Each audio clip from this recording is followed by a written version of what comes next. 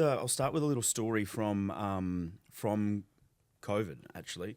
So I lived in Italy the year before COVID. I lived in Milan and studied art there, and I bought it back to Australia, and I was just doing pieces. I was just doing work. I was doing what I felt. There was no real direction. There was no real drive. There was just pieces scattered, random, experimenting, failure, good pieces, bad shit, burn them, whatever. And I'm an avid reader. I read so much, and it was about March 2020 when COVID had been around for about 3 months, and the New York Times released a project called the 10,000 People Project. And at that time, 10,000 people had died in New York from COVID. And it was basically a 10-page obituary, right? And amazing achievements. Like first black woman to graduate Harvard, most points scored in a hockey match, Auschwitz survivors, like these amazing stories. So it was just like their name, the age when they passed away, and their achievement or what they wanted to do in life. I was about 500 names deep when I read this guy, William D. Greek, 55, from Massachusetts, and his dying words to the world were he believed everybody's story should be told from their own perspective. And that knocked me off my chair, and that set in stone what I was meant to do in my art. And ever since then, every piece that I've done has had a story attached to it. There's some embedded story or depth or layer deep inside it. Mm-hmm. So that's where it all kind of started for me. And so people and stories, that's what I do. I love people and stories. I love listening. I actually see stories in colour. So if we're talking, I'll see colours and then I'll transfer that to canvas. That's mad, bro. Yeah. I love that. Yeah, I don't know if it's a curse or a blessing or whatever. I think it's a blessing, bro. That's really cool. But it's a bit weird. But man, that's cool. Roll with it. I think that's how you create the best shit, man. That's fucking cool, bro. Yeah. Okay. So you pick up this article, that sets you off. Yeah. You start creating. Yeah, and I want to try to do good for good's sake. I also believe that giving, creates worth within you. You know, I love giving my work away. I love doing extra pieces of work for people, where no one's asked for it.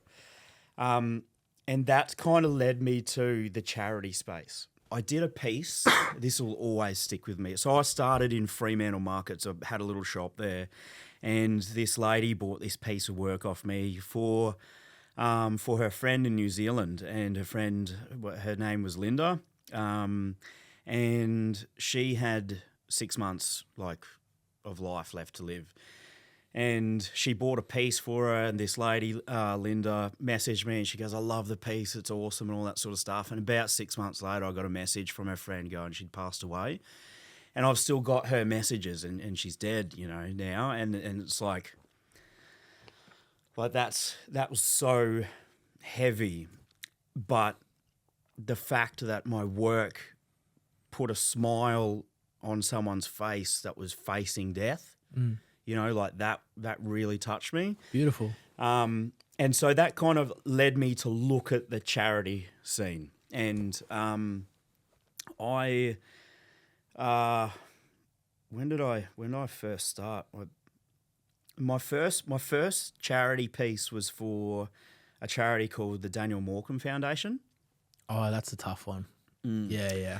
Yeah. Did you meet his parents and everything? Yeah, I know Bruce. Yeah, it's a fucking tough one, man. Yeah. I spoke to Bruce a couple of weeks ago. I honestly hope that dude that did that fucking has the most miserable life. Oh, he has, man. I hope he gets fucking murdered and tortured for the rest of his fucking life. Oh man, yeah, Putrid little yeah, fucking grub. I completely agree, man. My dream would be to watch that cunt fucking die slowly. Pardon my French, but I'd fucking hate it. Just I don't know why, man. It sends me. It fucking sends me that we have to share a planet with evil like that. Yeah, I know. And that that you can look for the good in bad, but some things are just so fucking bad. It's just hard to look at. Yeah, So that would have been tough. yeah, it was. It was. So I met Bruce at the Steve Irwin Gala. Oh, nice. Yeah, just bumped into him randomly. I'm like, hey, how you going, mate? And we just got chatting, and then the idea dropped, and I'm like, I'd love to donate a piece to your gala. So I donated a piece of work. It received some pretty good feedback, and I was just like, oh wow, like this feels good. Right.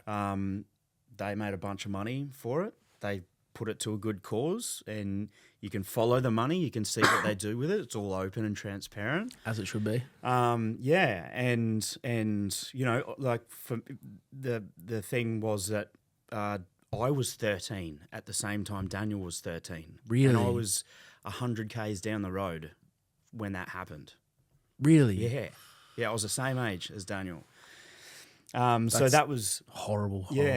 So that was like that was not a feel good moment. That was my first foray into charity work, and it was just like, oh well, this is good. Yeah, you're like, bringing some light into a family who's experienced unimaginable darkness. Oh, absolutely. Yeah. That's a really good thing. Yeah.